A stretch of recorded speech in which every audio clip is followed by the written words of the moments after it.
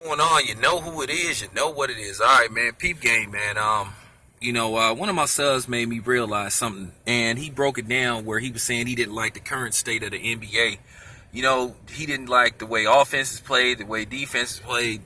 And I kind of understand that, but what you need to understand, brother, I know you might miss the good old days of Michael Jordan, Larry Bird, and the Showtime Lakers. But I got to tell you, man, that type of basketball is gone. You will probably never see that type of basketball played. And the problem is, it's just a lot of problems that's wrong with the NBA.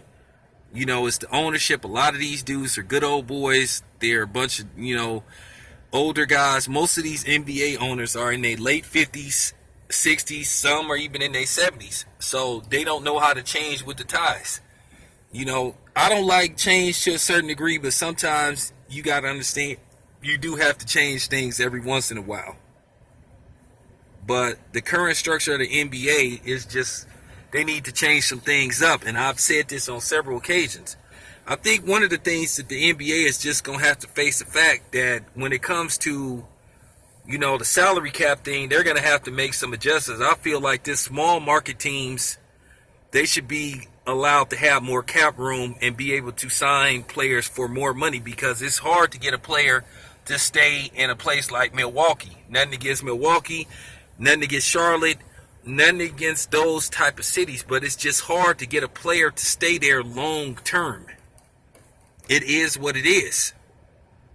The average NBA player that plays, I say, over 10 years in the NBA, he finishes his career playing for at least 3 to 4 different teams. And that's not good. That means it's not a lot of structure there.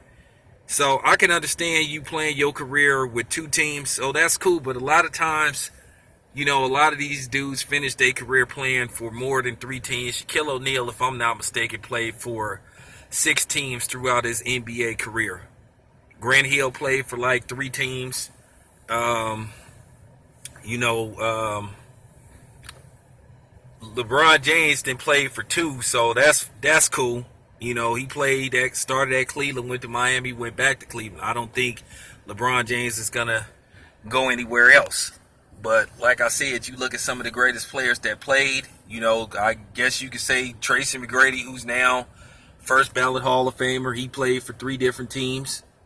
Vince Carter then played for a few teams. Vince Carter, I think, is on his 4th team. So that's what I'm saying. You never have a guy that stays for a while with a team. I mean, Kobe Bryant and Tim Duncan are the exceptions, where they play for one team their whole career, which I think is great. But now I just think I don't know how to fix it. I just think it's just too much bouncing around. And I do think these small market teams need to be able to compete with the Miamis, the LAs, and even the soon to be San Francisco Warriors, which I'm going to do some more videos about the Warriors. It's just a lot of things the NBA need to tweak. The playoff system, I keep telling you, that East Coast, West Coast shit is dead, it's outdated, it's obsolete. To me, they need to find a way to do the best 16 teams, just strictly go by records. Another thing they need to stop doing is resting players. If your ass can play, if you're not hurt, you should have your ass on the court playing. Because like I say, people pay good money to see you guys play. They pay thousands of dollars to see you play. And you need to have your ass on the floor playing. Now, if you are a coach, now you can play them for as many minutes if you want. If you want to play them for I feel like this. Players cannot rest. If you cannot sit out a game if you're healthy. I feel like this. You can play them a quarter or 2, or maybe I feel like this. If you want to rest a player, if he's healthy to play, you can play him. You have to play him a minimum of either 1 quarter or 10 minutes. That's it. That's all. And then if you want to sit him down after 10 minutes, then you can sit him down. But that not playing because you trying to rest him, sorry, I'm not buying that. It's too much shit that's going on in the NBA that I don't like. And the NBA should stop letting these teams get away with that. They should make that mandatory in the next collective bargain agreement.